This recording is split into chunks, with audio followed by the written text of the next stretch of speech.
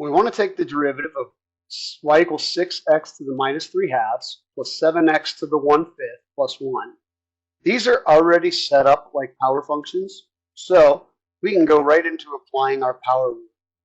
So we have 6, now we'll bring the power down, so times negative 3 halves, x, decrease the power by 1. So if we're decreasing 3 halves by 1, well, remember 1 is 2 halves, so it's basically negative 3 halves minus 2 halves, or a negative 5 halves, plus 7, now bring the power down, 1/5 x. Now it's 1/5 minus 1, or 1/5 minus 5/5, which is negative 4/5.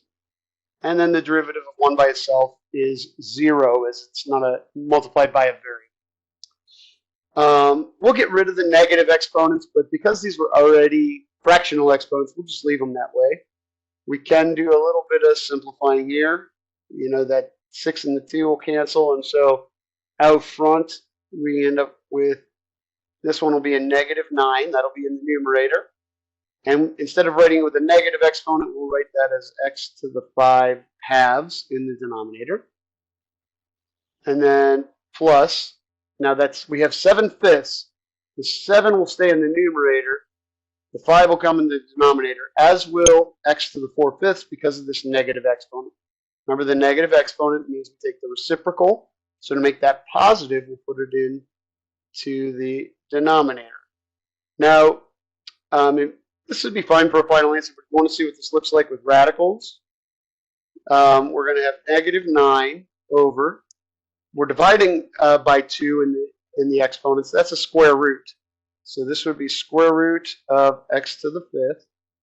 Or the 5th could actually go out here. The order doesn't matter because it's basically multiplication.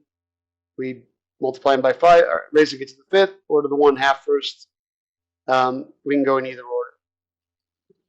Now here we're going to have 7 over 5. Now this gives us a 5th root. So a 5th root of x to the 4th. So if you wanted it written with radicals, it would look like that.